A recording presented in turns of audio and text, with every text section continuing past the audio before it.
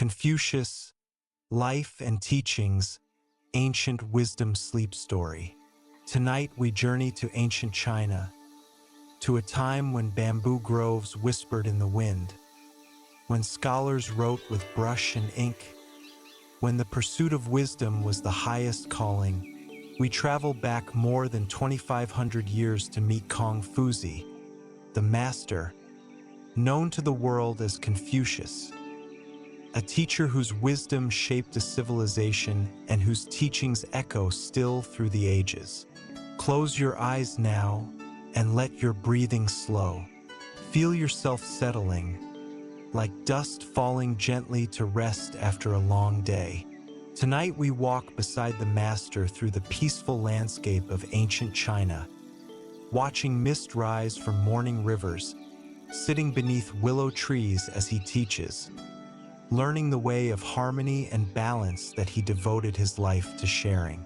There is no hurry in our journey. We have all the time we need, and sleep will come when it comes, natural as the changing seasons, gentle as moonlight on still water.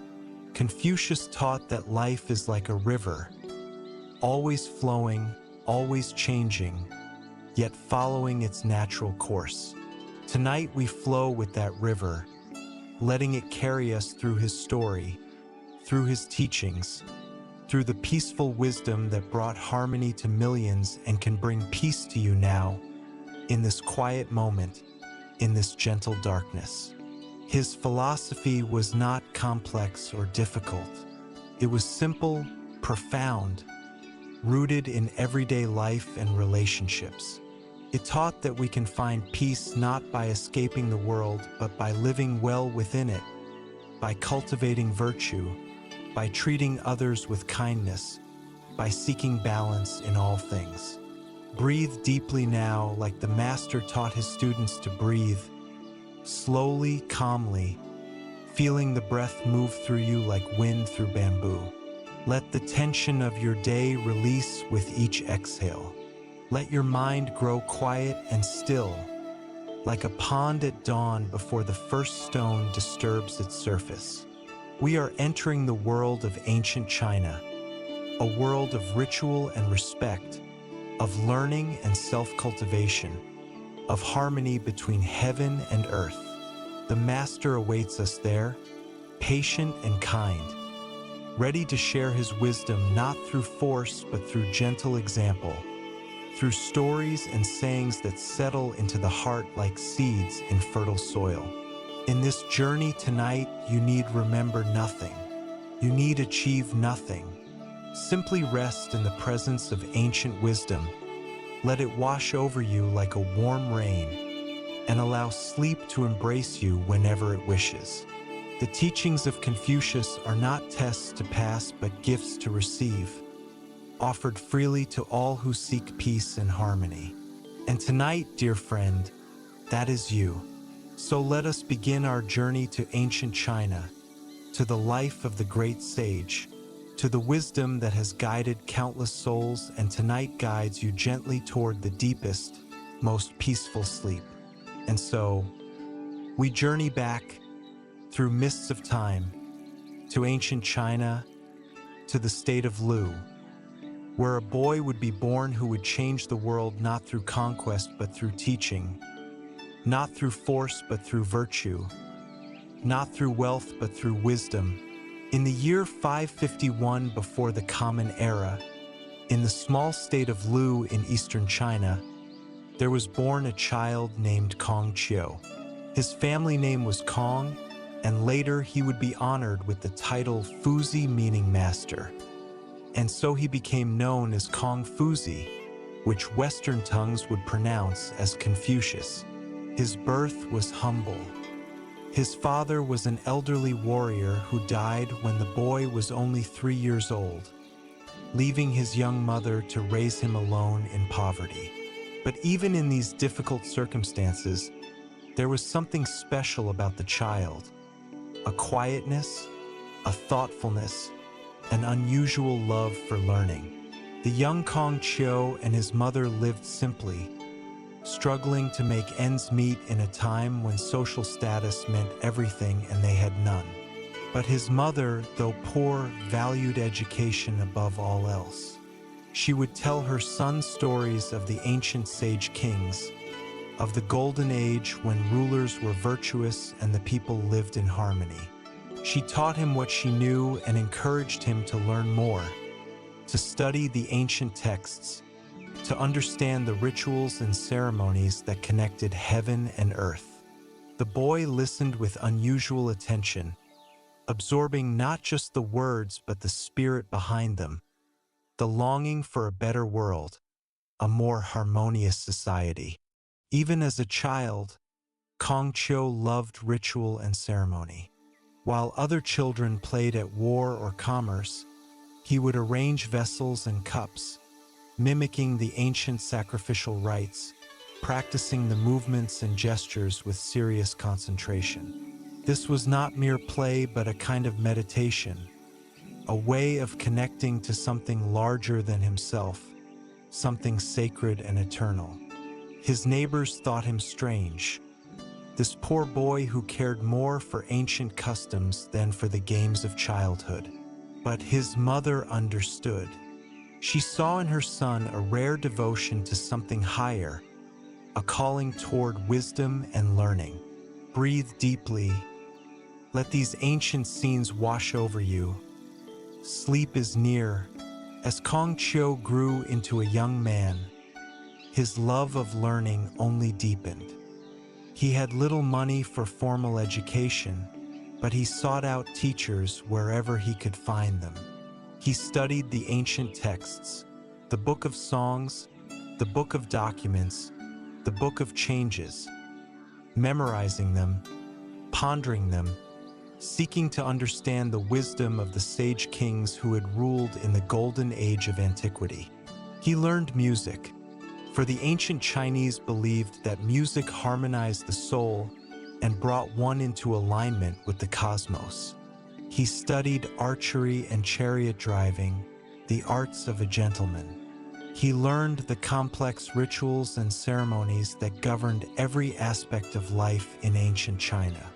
But more than specific skills or knowledge, what Confucius sought was understanding. He wanted to comprehend the way, the Tao, the fundamental principle that governed all things, the natural order that brought harmony to heaven and earth. The ancient sage kings, he believed, had understood this way and had ruled accordingly, creating societies of peace and prosperity.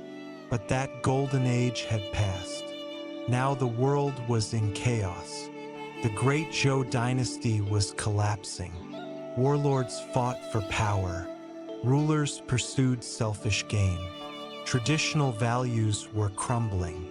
Confucius looked at this disorder and felt a deep calling to restore the way, to teach people how to live in harmony once again. He took various humble positions to support himself. He managed granaries, oversaw livestock, performed administrative duties. But his true passion was learning and, increasingly, teaching. Students began to gather around him, young men who sensed in this scholar something special, a depth of wisdom, a commitment to virtue.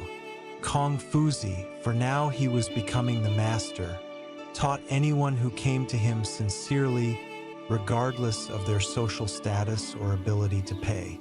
He asked only that they bring a sincere heart and a bundle of dried meat as tuition, symbolic payment that anyone could afford. His teaching method was gentle, conversational. He would sit with his students beneath the trees, in quiet courtyards, beside peaceful streams, and they would discuss the ancient texts, explore questions of virtue and conduct, examine the principles of good governance. The master did not lecture at them, but drew out their own understanding through questions and stories, through gentle guidance and personal example. "I am not one who was born with knowledge," he told them. "I am one who loves the ancient teachings and seeks them diligently." The students loved him not just for his wisdom, but for his humanity. He was not a stern, distant sage, but a warm, approachable teacher who laughed and joked, who appreciated good food and music, who acknowledged his own limitations and mistakes. He taught them that becoming a superior person, a junzi, one of cultivated virtue, was not about perfection but about sincere effort, about constant self-cultivation, about striving always to do better while accepting one's human nature with compassion. In those early years of teaching, Confucius developed the core ideas that would shape his philosophy. He observed human nature and society, reflected on the wisdom of the ancients, and synthesized it all into a practical philosophy of life. He was not interested in abstract metaphysics or supernatural mysteries. His focus was always on how to live well in this world, how to create harmonious relationships, how to govern justly, how to cultivate virtue. These were questions anyone could relate to, and the answers he offered were remarkably simple, rooted in common sense and human decency. And so, the master began his life's work, teaching the way, gathering students, planting seeds of wisdom that would grow for millennia. And so, we continue our journey, following him as he travels, as he teaches, as he shows the world what it means to be truly human. Breathe deeply. Let these ancient scenes wash over you. Sleep is near. When Confucius was in his 50s, he embarked on a long journey that would define much of his later life. He believed that to truly restore the way, to bring harmony back to the world, he needed to find a ruler who would put his teachings into practice. A wise king, governing according to virtue rather than force, could transform society. So the master left his home state of Lu and began wandering from state to state throughout China, seeking an enlightened ruler who would listen to his counsel and implement his vision of harmonious government. For more than a decade, Confucius traveled with a small group of devoted disciples, moving slowly through the landscape of ancient China. Picture them now, the master already elderly, his beard long and white, wearing simple scholar's robes. His students walking beside him, carrying the precious texts, ready always to learn. The roads dusty in summer, muddy in spring, the small party making its way from one capital to another, one court to another, always hoping that this time, finally, a ruler would truly understand and embrace the way. It was not an easy journey. Sometimes they were welcomed warmly, sometimes dismissed or even threatened. Sometimes they had enough to eat, sometimes they went hungry. Once they were surrounded by hostile forces and genuinely feared for their lives. But through it all, the master remained calm, peaceful, trusting in the way. If the way is to prevail, it is destiny, he would say. If it is to fail, that too is destiny. What can man do against destiny? This was not fatalism but acceptance, a deep trust in the fundamental rightness of the cosmos, a willingness to do one's duty without attachment to outcomes. The courts they visited were often chaotic, filled with intrigue and ambition. Rulers were more interested in military strategy and territorial expansion than in virtue and harmony. They would ask the master about warfare and conquest, and he would try to redirect them toward questions of governance and ethics. If you govern with virtue, he taught, you will be like the North Star, which remains in its place while all the other stars revolve around it. People will come to you naturally, drawn by your moral example. But few rulers had the patience for such teaching. They wanted quick results, immediate power, not the slow cultivation of virtue. Yet even as his political mission seemed to fail, for no ruler truly adopted his vision, Confucius's teaching mission flourished. Everywhere he went, students gathered. Young men heard of the master's wisdom and came to learn from him. And in the quiet moments between court visits, in the peaceful interludes of travel, the real work happened. Under a willow tree by a river, the master would sit with his students and teach. In an inn courtyard at evening, they would discuss the meaning of humaneness. Walking along a dusty road, they would explore questions of filial piety and loyalty.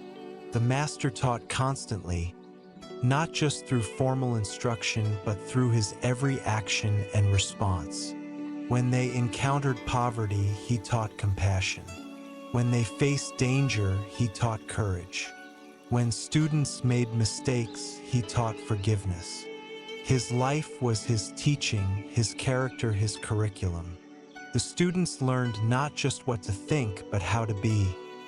Patient in difficulty, cheerful in hardship, maintaining inner peace regardless of external circumstances. Picture a quiet evening in one of their stopping places. The master sits on a simple mat in a courtyard.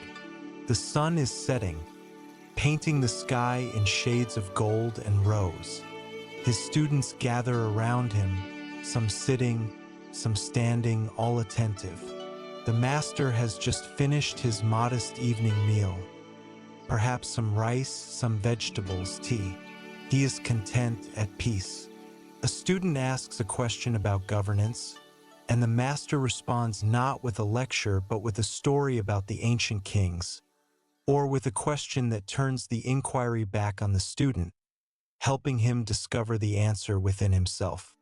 The superior person understands righteousness, the master says gently. The inferior person understands profit. If you act only for profit, you will create resentment. But if you act according to what is right, you will create harmony.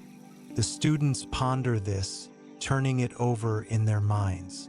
Another student asks about how to serve one's parents. The master's face softens. This is a topic dear to his heart.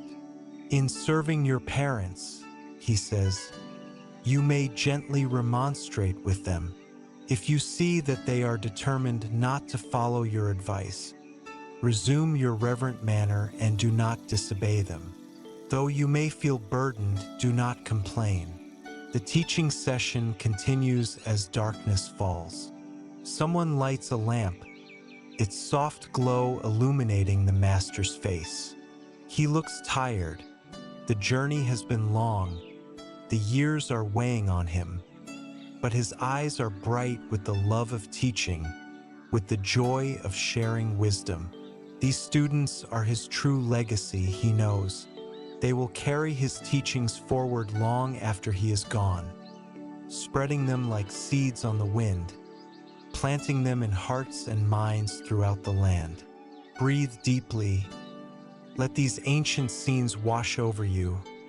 Sleep is near, and so the master wandered, teaching wherever he went, seeking but never finding the enlightened ruler he hoped for, yet gathering around him a community of devoted students who would preserve and spread his teachings. And so we learn that sometimes our true purpose is different from what we imagine, that what seems like failure may be preparing us for a greater success we cannot yet see. Eventually, after more than a decade of wandering, Confucius returned to his home state of Lu. He was now in his late 60s, an old man by the standards of his time. The political dream had failed, no ruler had truly embraced his vision. But the master did not despair. He still had his students, his texts, his teaching, and he had come to understand that perhaps his true work was not to reform government directly, but to reform people, to teach virtue and harmony one person at a time. knowing that these seeds would eventually transform society in ways he might never see. And in this piece, we continue. In the final years of his life, back in Lu, Confucius devoted himself fully to teaching and to compiling the ancient texts that preserved the wisdom of the sage kings. He gathered around him dozens of students, creating a true school of philosophy. And it was through these students that his core teachings were preserved and eventually written down in the collection we know as the Analects, the Luanyu, Conversations and Sayings of the Master, recorded by his devoted disciples. The heart of Confucius' teaching was humaneness, benevolence, the fundamental virtue of caring for others. Run is sometimes translated as love or kindness, but it is deeper than these words suggest. It is the quality of being fully human, of recognizing the humanity in others, of treating all people with the respect and consideration they deserve simply by virtue of being human. When a student asked the master to define Ren, he replied, "It is to love others." Simple words, but containing infinite wisdom. Ren begins in the heart but expresses itself in action. It means putting yourself in others' shoes, feeling what they feel, understanding their perspective. Do not impose on others what you yourself do not desire, the master taught. A version of the Golden Rule that emerged in China 500 years before similar teachings appeared in the West. This principle of reciprocity, of treating others as you wish to be treated, is the foundation of all harmonious relationships and peaceful society. The master taught Ren through stories and examples. He told of how the ancient sage kings cared for their people as parents care for children, not through force but through genuine concern for their well-being. He pointed to examples in everyday life, a son caring for elderly parents, a friend helping a friend in need, a ruler making decisions based not on personal gain but on what was best for the people.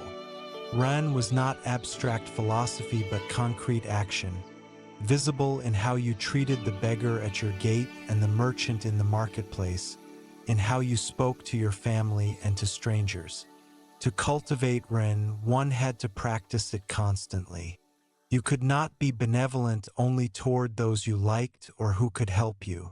True Ren extended to all people, even those who wronged you. Repay kindness with kindness, the master taught, but repay wrongdoing with justice. Not revenge, but justice, fair, impartial, aimed at correction rather than cruelty.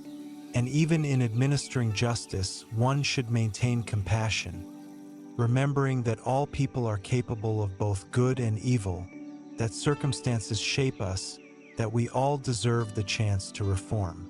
Picture the master sitting in a peaceful garden, surrounded by blooming flowers, a light breeze stirring the leaves of the bamboo.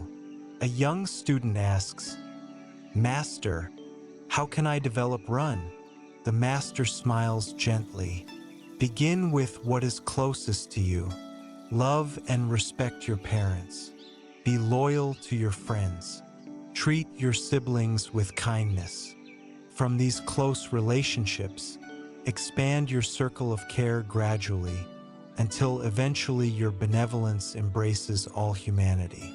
Do not try to love everyone at once. This is impossible and insincere. Start where you are, with those around you, and let your compassion grow naturally, like a tree that begins as a small seed but eventually provides shade for many. The second great principle of Confucius' teaching was Li, ritual propriety, proper conduct, the observance of customs and ceremonies that create order and harmony in society. In the West, Li is sometimes misunderstood as empty ritual, mere formality.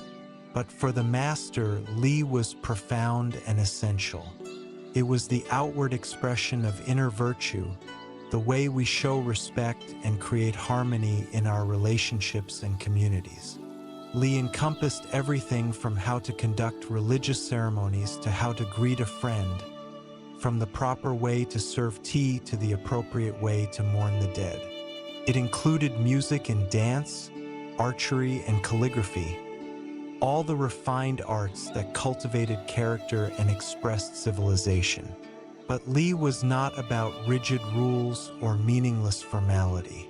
It was about creating beauty and harmony in human interactions, about showing respect through our actions, about maintaining order without requiring force. Without Li, the master taught, courtesy becomes tiresome busywork. Without Li, caution becomes timidity. Without Li, courage becomes recklessness. The rituals and proper forms gave structure to virtue, channels through which our good intentions could flow effectively. They helped us navigate the complexities of social life, knowing how to act appropriately in different situations, maintaining harmony even in difficult circumstances. Breathe deeply. Let these ancient scenes wash over you. Sleep is near. The master emphasized that Li should never be mere external performance. It had to flow from genuine respect and care, from Ren. Without Ren, Li was indeed empty ritual. But with Ren, Li became beautiful and meaningful, transforming ordinary interactions into opportunities for grace and harmony. When you bow to someone with genuine respect, both of you are elevated. When you perform a ceremony with sincere reverence, you connect to something larger than yourself, to the great chain of human culture and civilization that stretches back through time. Confucius himself loved ritual and ceremony. He performed them with meticulous care, with full attention and presence. When he entered a temple, he moved with deliberate reverence. When he offered sacrifices to his ancestors, he did so as if they were present, with complete sincerity. His students observed how the ritual acts brought him peace, how they seemed to align him with something fundamental, how they created a space of sacred order in the midst of worldly chaos. Picture a ceremony at dawn. The master stands in a temple courtyard as the first light touches the sky. He has prepared carefully, bathed and dressed in proper robes, fasted and meditated. Now he approaches the altar where offerings have been arranged, fruit and grain, wine and incense. He moves slowly, each gesture precise yet natural, his face calm and focused. This is not performance for others, but communion with the sacred, acknowledgement of the ancestors, alignment of heaven and earth. The students watch in silence, learning not just the movements but the spirit behind them, the reverence, the presence, the connection. In daily life, Li meant conducting yourself with propriety and grace. It meant knowing how to sit and stand, how to eat and drink, how to dress and speak appropriately for each occasion. It meant treating everyone with respect according to their position, not servility to superiors or disdain for inferiors, but appropriate respect recognizing the natural hierarchies and relationships of society. These hierarchies were not about domination but about differentiated roles that, when all fulfilled their duties, created harmony like the parts of a well-tuned instrument creating beautiful music together. The third great principle, closely related to Ren and Li, was Shao, filial piety, the devotion and respect children owe their parents. For Confucius, the family was the foundation of all society. If people learned to be good sons and daughters, good brothers and sisters, they would naturally become good citizens and good neighbors.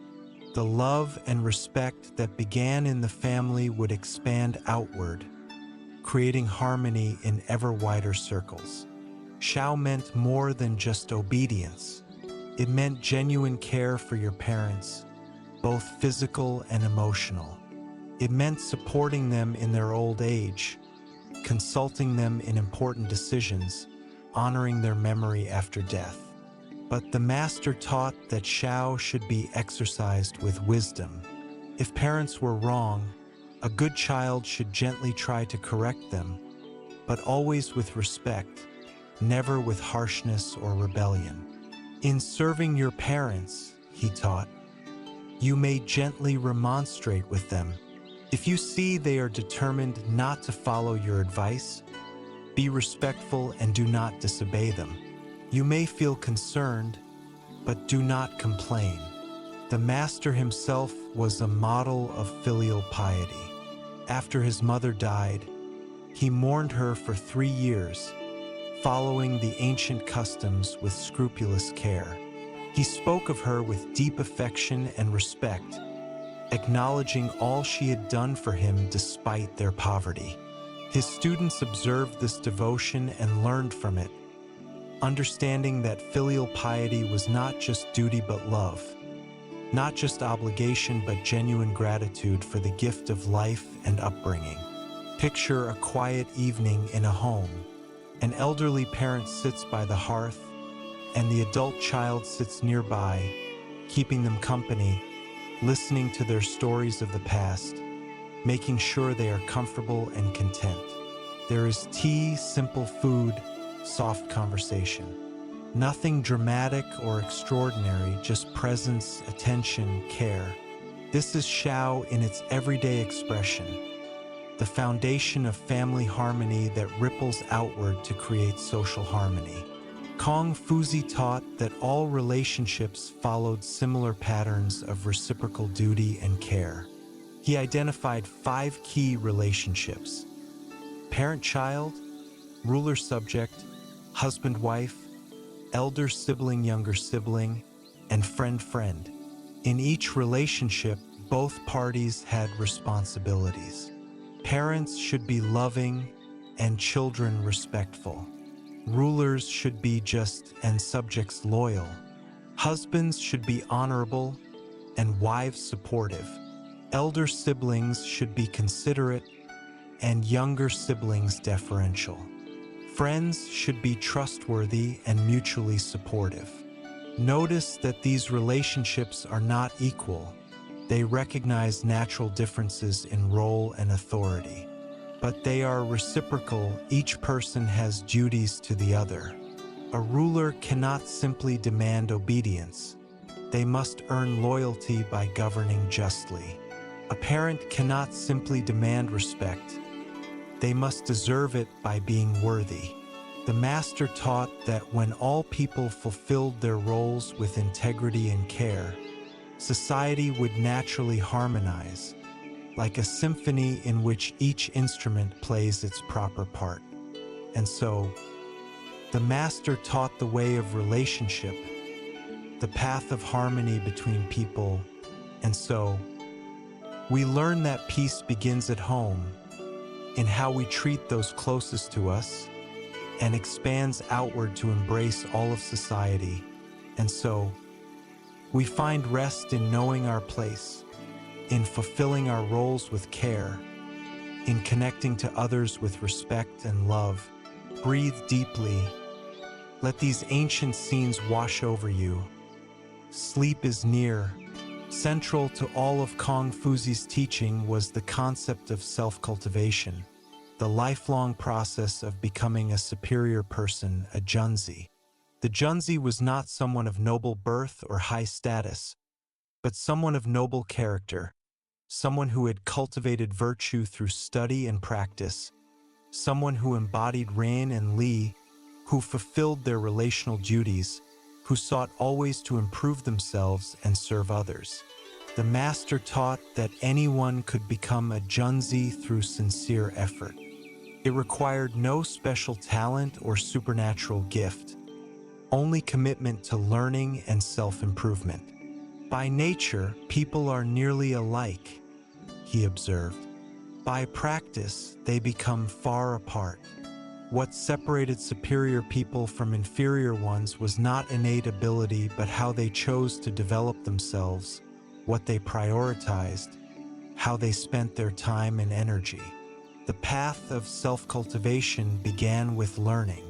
The master himself was devoted to study, reading the ancient texts constantly, pondering their wisdom, seeking to understand the way. He taught his students to do the same. Learning without thought is labor lost, he said. Thought without learning is perilous. One must both study and reflect, both absorb wisdom from others and think for oneself, both respect tradition and apply it intelligently to present circumstances. But learning alone was not enough. Knowledge had to be put into practice. The gentleman, the master taught, is slow to speak but quick to act. Talk was cheap. What mattered was conduct. A person could memorize all the ancient texts, but if they did not act with run, if they did not practice Li, if they did not fulfill their filial duties, then their learning was worthless, a pretense rather than genuine cultivation. Self-cultivation required constant vigilance and honest self-examination. The master encouraged his students to reflect daily on their conduct. I examine myself 3 times each day, one of his senior disciples said. Have I been unfaithful in my dealings? Have I been untrustworthy in my friendships? Have I failed to practice what I was taught? This gentle, regular self-examination, done not to punish oneself but to learn and improve, was essential to growth. The master was realistic about human nature. He knew that people made mistakes, that virtue was not achieved once and for all but had to be practiced constantly. Even the finest jade requires polishing, he would say. Even the superior person needs continuous refinement. When students failed or fell short, he did not condemn them harshly but encouraged them to learn from their mistakes and try again. To make a mistake and not correct it, this is a real mistake, he taught. The point was not perfection but progress, not never falling but always getting up again. Picture the master walking with a student through a bamboo grove. The morning is fresh and cool. Mist drifts between the tall, straight stalks. The student is troubled, having recently acted in a way he now regrets, having let anger overcome his better judgment. He confesses this to the master, expecting rebuke. But the master simply nods, his face kind and understanding. You have recognized your error, he says. This is good. Now correct it. Apologize to the person you wronged. Practice patience daily. When anger arises, pause and breathe before responding. Little by little, you will improve. This is the way of cultivation. Not dramatic transformation, but gradual refinement. Like water smoothing stone through patient persistence. The superior person, the Junzi, embodied certain qualities that the master returned to again and again in his teachings. The Junzi was Ren, benevolent and caring toward all. The Junzi practiced Li, conducting themselves with propriety and grace. The Junzi was filial, devoted to parents and family. But beyond these, the Junzi possessed other virtues. Integrity, doing what was right even when no one was watching. Courage, standing up for principle even at personal cost. Wisdom, understanding what mattered and what did not. And composure, maintaining inner peace regardless of external circumstances.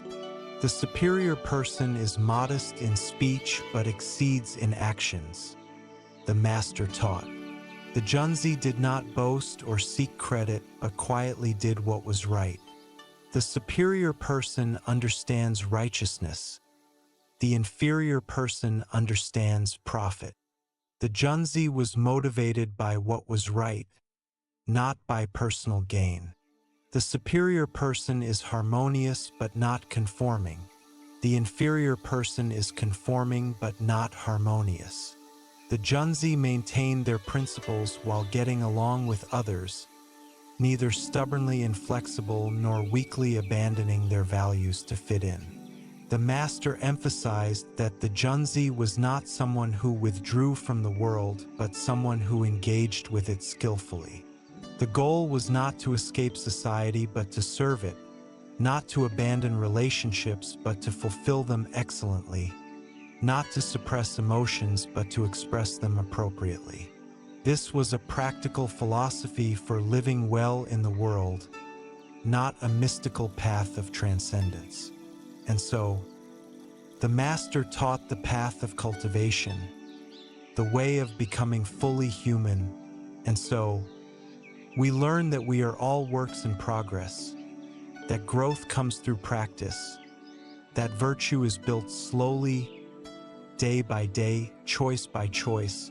And so, we rest knowing that tomorrow we can try again, that mistakes are learning opportunities, that the way is patient, welcoming all who sincerely seek it. Breathe deeply. Let these ancient scenes wash over you. Sleep is near, and in this peace we continue the Analects, the collected sayings and conversations of Confucius. Preserve his wisdom in beautiful, memorable passages that have guided countless people across the centuries. Let us rest now with some of these teachings, allowing them to settle into our minds like snowflakes drifting down, each one unique and precious, together creating a landscape of peace and wisdom. At 15, I set my heart on learning, the master once said, describing his own journey. At 30, I established myself. At 40, I had no more doubts. At 50, I understood heaven's will. At 60, my ear was attuned. At 70, I could follow my heart's desires without transgressing what was right. This teaching shows the master's humility. Even he needed a lifetime to develop wisdom, and his realism about the pace of growth. At 70, finally, his character was so developed that he could trust his spontaneous impulses, for they had been trained through decades of practice to accord with what was right.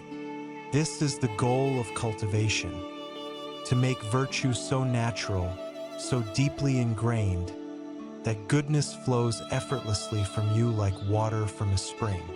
Consider these words as you drift towards sleep. You need not become perfect overnight. Growth takes time. The master himself needed 70 years. So be patient with yourself. Trust the process. Keep practicing. Keep learning. Keep trying to be a little better than you were yesterday. That is enough. That is the way.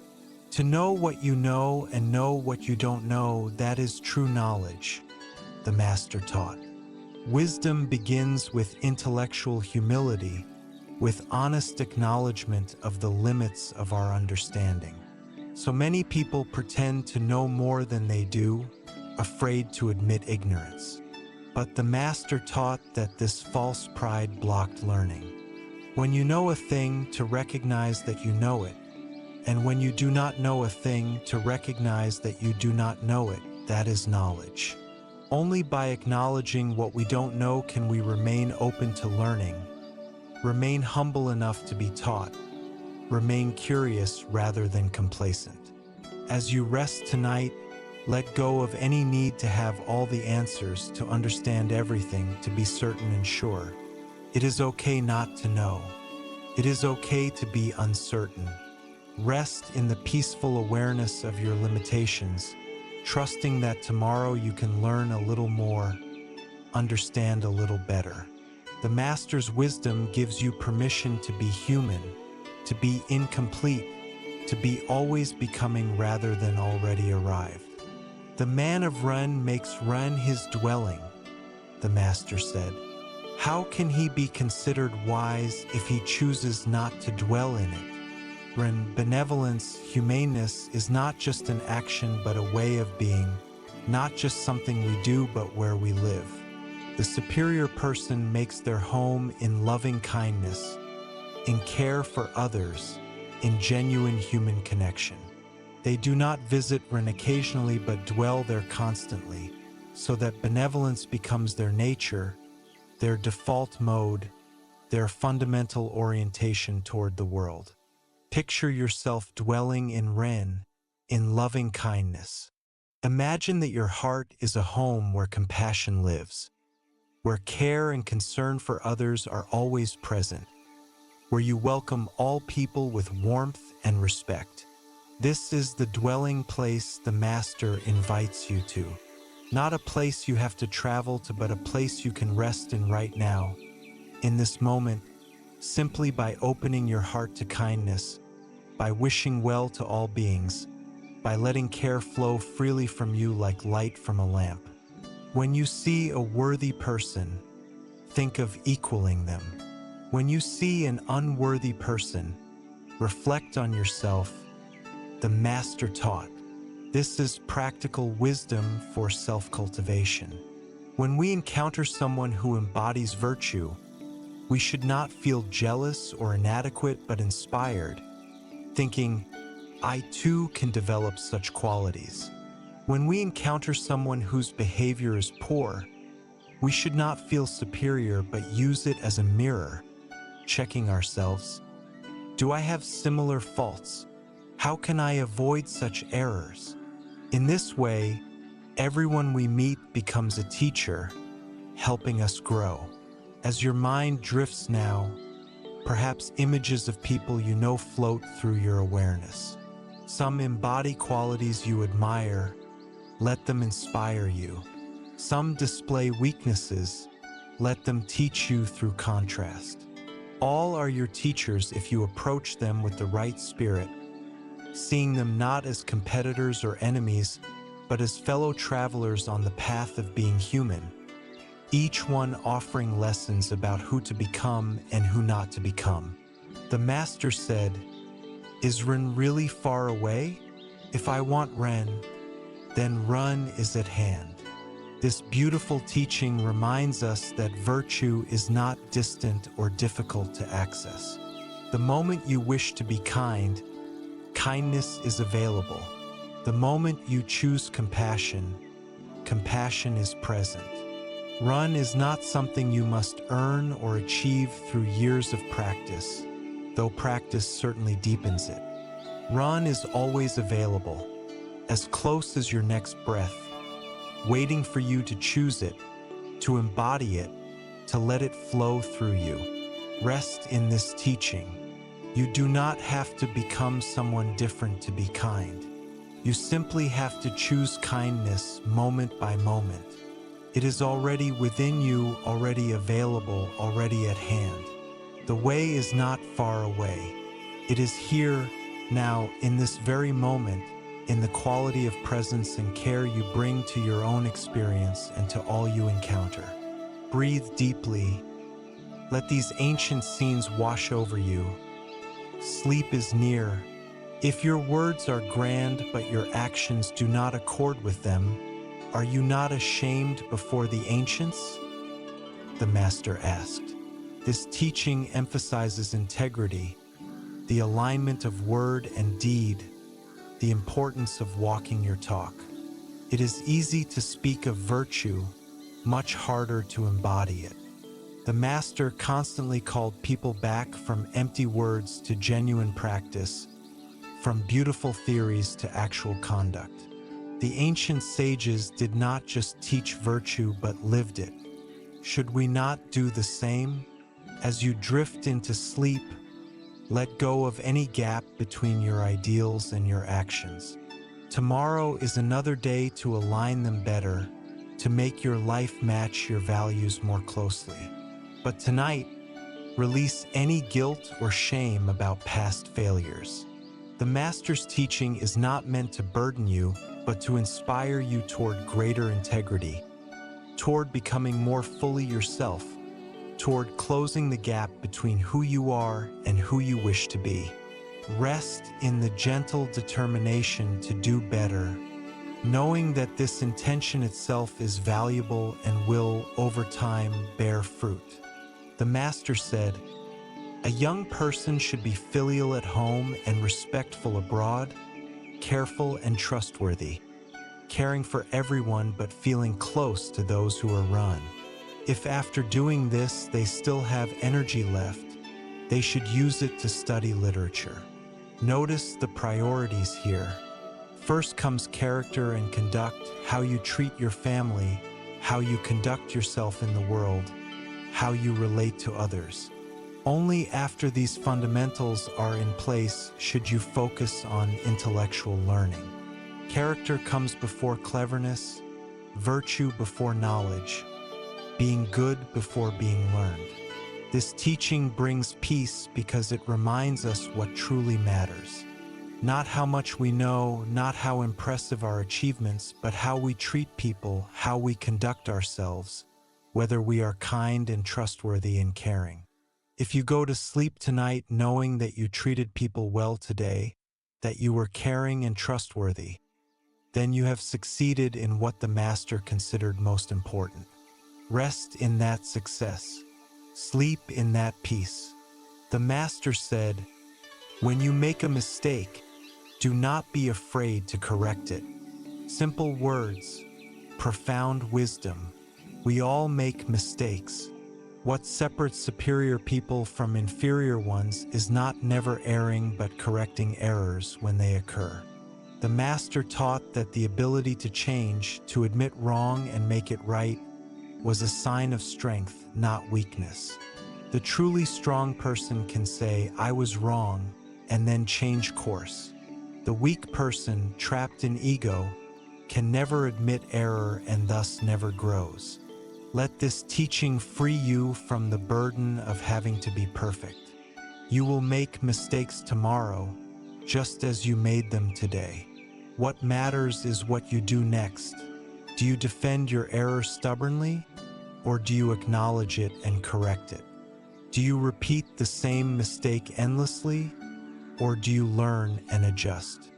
Rest tonight knowing that tomorrow's mistakes are opportunities for growth, not evidence of failure. The Master gives you permission to be imperfect, asking only that you be willing to improve. The Master said, "Learning without thinking is useless. Thinking without learning is dangerous." We need both study and reflection, both receiving wisdom from others and thinking for ourselves. If we only learn without reflecting, we become parrots, repeating words without understanding. If we only think without learning, we reinvent wheels, making errors that others have already learned to avoid. The balanced approach is to study the wisdom of tradition while thinking critically about how to apply it, to respect what has been learned while remaining intellectually engaged and active. As your thinking mind grows quiet now, preparing for sleep, rest in the knowledge that tomorrow you can engage both capacities, learning and thinking, studying and reflecting, receiving and questioning. But tonight, let both rest. No need to learn, no need to think. Simply be, simply breathe, simply drift into peaceful sleep. And so, the Master's words echo through time, simple teachings, profound truths, guiding us toward the way. And so, we receive this wisdom, not to burden us, but to free us, not to make us perfect, but to help us grow. And so, we rest in ancient truth, carried by teachings that have guided millions, held by wisdom that endures beyond time. Breathe deeply. Let these ancient scenes wash over you. Sleep is near, and in this peace we continue. After his years of wandering, after his political dreams had faded, Confucius returned to Lu and devoted his final years to the work that would ensure his lasting influence, teaching and compiling the ancient texts. He gathered around him 70 or so core disciples and thousands of students over time, creating a true school of thought, a tradition that would carry his teachings into the future. These final years were peaceful, focused, productive. The master had accepted that he would not reform government in his lifetime, but he could shape minds and hearts, could preserve wisdom, could plant seeds that would flower long after he was gone. In these later years, the master devoted significant energy to compiling and editing the classical texts that embodied the wisdom of the ancient sage kings. He worked on the Book of Songs, the Shijing, a collection of 305 poems that he selected from a much larger corpus, choosing those that taught moral lessons and expressed appropriate emotions. He edited the Book of Documents, the Shujing, preserving the speeches and proclamations of the ancient kings. He worked on the Book of Changes, the I Ching, and wrote commentaries on the ancient rituals and on the Spring and Autumn Annals, a historical chronicle of his home state. This editorial work was not just scholarly preservation but a form of teaching. By selecting, arranging, and commenting on these texts, Confucius was interpreting the tradition, highlighting what he considered most important, making the wisdom of the past accessible to the present. He was building a canon, a foundation of learning that would shape Chinese education and culture for thousands of years. Every scholar who came after would study these texts that the master had preserved and interpreted. Picture the master in his later years, sitting in his study surrounded by bamboo slips, the books of ancient China, bamboo strips bound together with cord, covered with characters written in ink. His eyesight is failing, his hands tremble slightly with age, but his mind is still sharp, his commitment unwavering. He reads slowly through an ancient poem, considering its meaning, deciding whether to include it in his collection. A student sits nearby, ready to help, to discuss, to learn. The morning light filters through the window. There is tea, simple and warm. The sound of brush on bamboo as notes are made. This is peaceful work, contemplative work, work that will echo through millennia. The master's relationship with his disciples in these final years was deep and tender. They had been through much together. Some had wandered with him for years, shared his hardships, witnessed his patient persistence. Now they gathered around him, learning, questioning, absorbing not just his teachings but his way of being. The conversations recorded in the Analects mostly come from this period, disciples carefully noting what the master said, preserving his wisdom for future generations. Different disciples had different strengths, and the master taught each according to their nature and capacity. To Zilu, who was brave but sometimes rash, he taught restraint and reflection. To Ranyu, who was capable but sometimes timid, he taught confidence and boldness. To Zhigung, who was clever and articulate, he taught humility and depth. The master did not have one teaching for all, but adapted his instruction to each student's needs, meeting them where they were, helping them grow in the direction they needed to grow. The master said, "In teaching, there should be no distinction of classes." This was revolutionary in his time. The master accepted students from all backgrounds, poor and rich, noble and common. He believed that anyone with sincerity and dedication could learn virtue, could cultivate themselves, could walk the way. This openness broke down social barriers and democratized learning, making wisdom available to all rather than the privilege of a few. Picture a classroom under the trees. Students of all ages and backgrounds sit together, young and old, sons of nobles and sons of merchants, all united in their desire to learn. The master treats them all the same, with patience and respect, asking each to give their best, accepting from each what they can offer. There is no hierarchy of favorites, no exclusion based on birth or wealth. Only sincerity matters. Only effort counts. This is the community the master created, a model of the harmonious society he envisioned.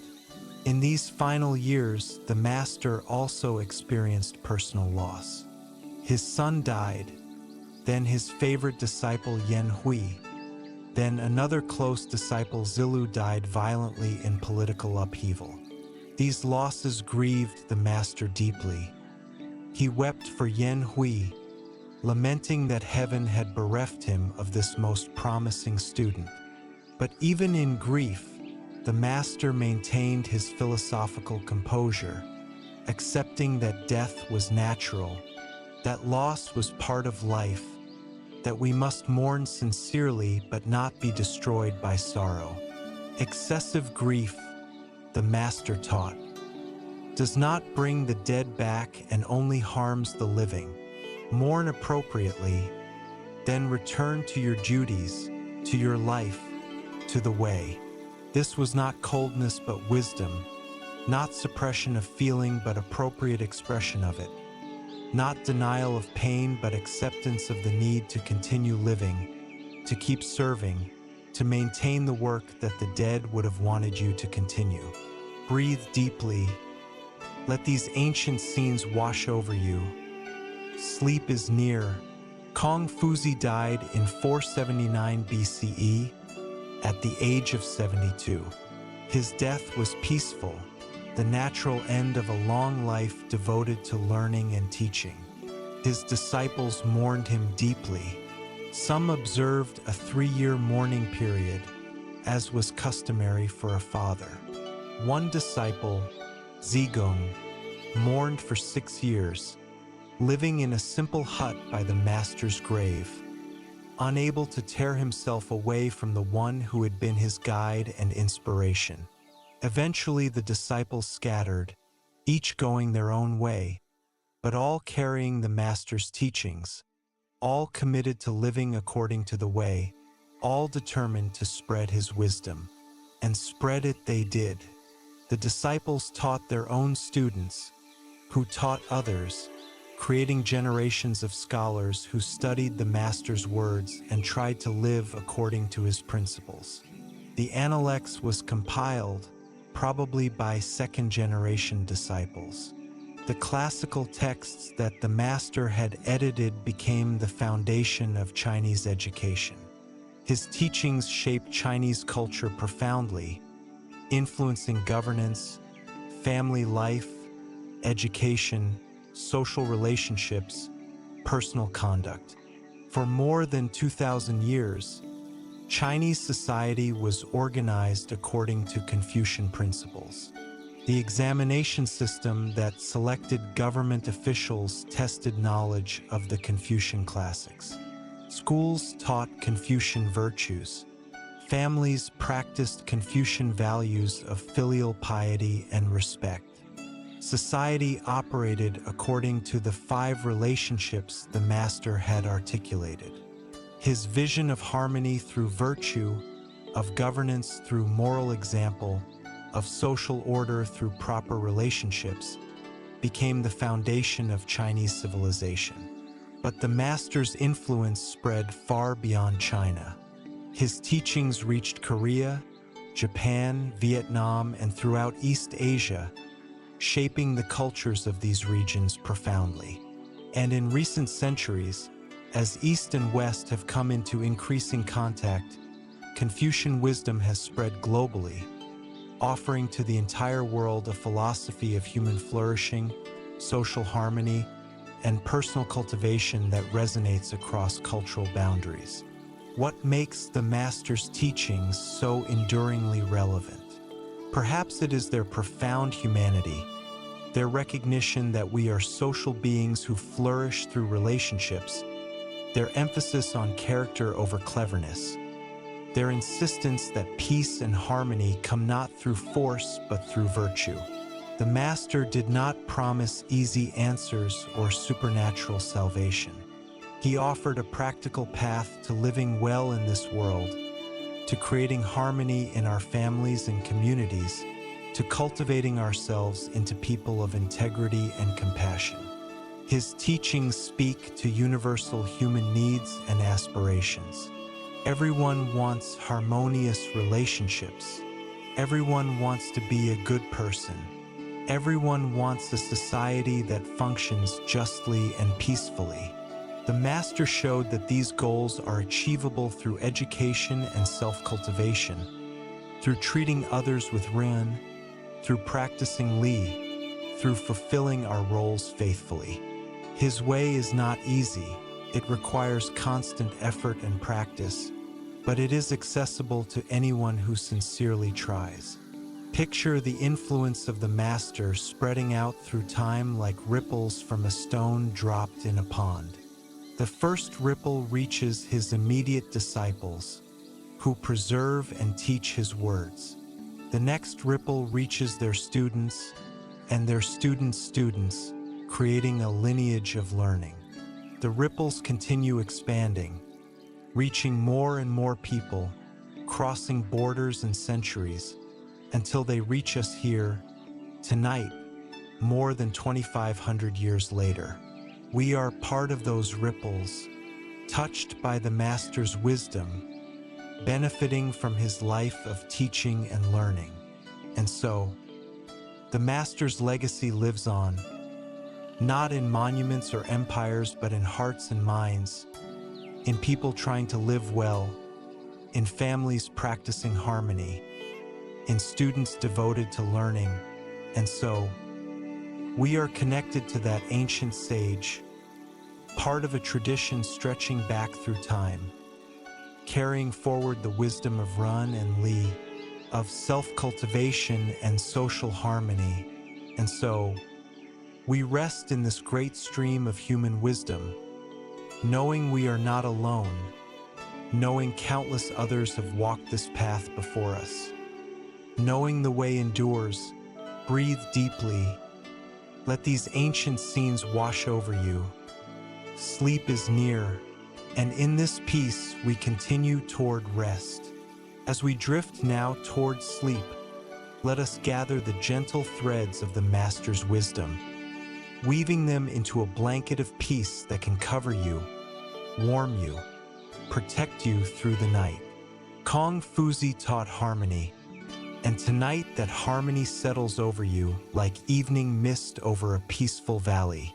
He taught balance, and tonight that balance centers you, stills you, brings you to rest.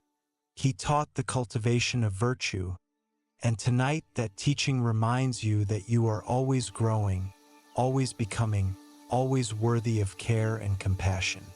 The Master lived in difficult times, times of war and chaos, times when traditional values were crumbling and society was fragmenting.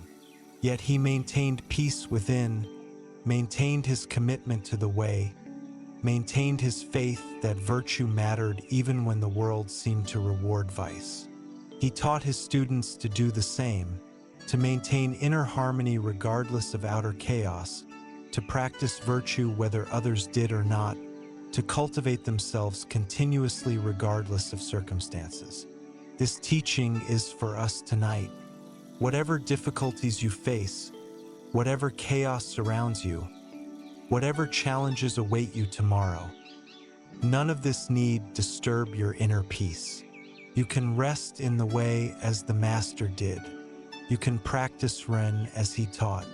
You can seek harmony in your relationships as he demonstrated. You can continue learning and growing as he modeled throughout his 72 years.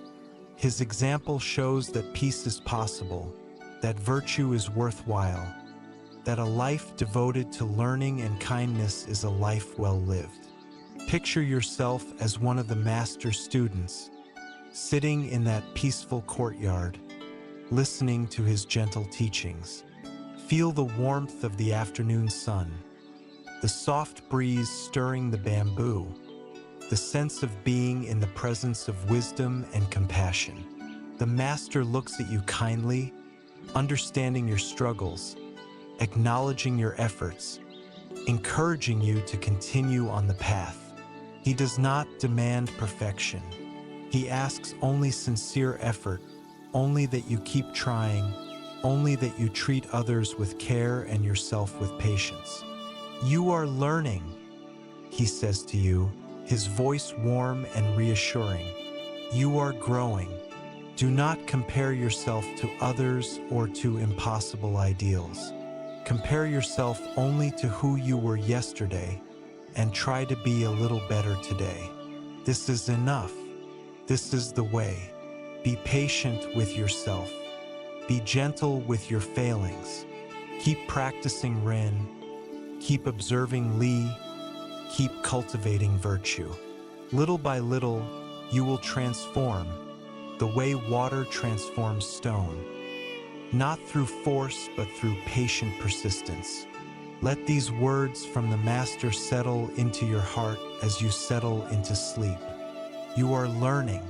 You are growing. You are on the path. Tomorrow you will wake and try again to be kind, to be respectful, to be virtuous. And even if you fall short, even if you make mistakes, that is okay. You will learn from them and try again. This is the way of cultivation, the path the Master walked and taught, the way that has guided millions and tonight guides you toward peaceful rest. Breathe deeply. Let these ancient scenes wash over you. Sleep is near. The Master taught that we are all connected, all part of the great web of human relationship that stretches across space and time. Tonight, as you drift into sleep, feel that connection. The Master himself rests in the long sleep of death, but his wisdom lives on, connecting you to him across 25 centuries. His disciples rest, but their devotion lives on, inspiring your own learning. All the generations of students and scholars who have studied his teachings, all the families who have practiced his values, all the people who have tried to live according to the way, they are with you now, a great cloud of witnesses, a vast community of seekers stretching backward and forward through time. You are not alone on the path. You walk it with countless others, past and present and future, all trying to be a little better, a little kinder, a little more fully human. This community supports you, even though you cannot see them. Their efforts encourage your efforts. Their progress makes your progress possible. And your efforts, in turn, support those who come after you, who will draw strength from knowing that you too tried, you too practiced, you too walked the way. In ancient China, they said that a good person was like jade, beautiful, strong, precious. But jade requires polishing to reveal its beauty. In its natural state, it is rough and unimpressive. Only through patient polishing, careful crafting, does it become the luminous stone that people treasure. You are like jade. Your true nature is beautiful, but it requires polishing, the daily practice of virtue, the patient cultivation of character, the steady effort to become who you truly are. Tonight, rest from that polishing. Rest from all effort and striving. Sleep is nature's way of renewing us, preparing us for tomorrow's work of cultivation. As your body rests, as your mind quiets, as you drift deeper into sleep, trust that even this rest is part of your cultivation, that restoration is as important as effort, that wisdom includes knowing when to act and when to simply be. The Master valued sleep. He knew that to serve well, to learn well, to live well, one needed rest. There is a gentle teaching in the Analects about this. When the Master was in the state of Qi and heard the performance of the Shao music, ancient music of great beauty and harmony. He was so moved that for 3 months he did not know the taste of meat. He became absorbed in the beauty and harmony of the music, lived in it, let it transform him. This is the power of beauty, of harmony, of things that align us with the way. Tonight, let this story itself be like that Shao music. Let it move you, harmonize you, align you with something beautiful and eternal. Let it absorb you so completely that you forget everything else, drifting on its melodies into the deepest, most restorative sleep. The Master's teachings are like music, like poetry, not meant to be grasped intellectually but felt, absorbed, lived. Let them work on you now at a level deeper than conscious thought. Let them harmonize your spirit. Let them bring you into alignment with the way. And so, we come to the end of our journey, though the way has no end. And so, we rest in the Master's wisdom, carried by teachings that have endured for millennia, held by a tradition of learning and virtue. And so, we sleep peacefully, deeply, knowing that the ancient sage watches over us, that his wisdom guards us through the night, that his way continues to guide us. Breathe deeply. Let these ancient scenes wash over you. Sleep is near. Sleep is here. Sleep is yours. The bamboo sways gently in the night breeze. The moon rises over ancient China, bathing the land in silver light. In a quiet courtyard, the Master sleeps, his work done, his teachings given, his life lived according to the way. And around him, his students sleep, their hearts filled with his wisdom, their minds at peace, their spirits harmonized. And across the centuries, you sleep too, connected to them all, part of the great tradition of learning and virtue, held in the embrace of ancient wisdom. Sleep now, dear friend. Sleep deeply and peacefully. Let Confucius' teachings cradle you. Let his wisdom be your lullaby. Let the harmony he taught infuse your rest. Tomorrow you will wake renewed, ready to practice Ren, ready to observe Li, ready to continue your cultivation. But tonight, only sleep, only peace, only rest in the eternal way that flows through all things, connecting all beings, holding all in compassionate embrace. The Master smiles in his eternal rest, knowing that his teachings continue to bring peace, to guide seekers, to harmonize hearts.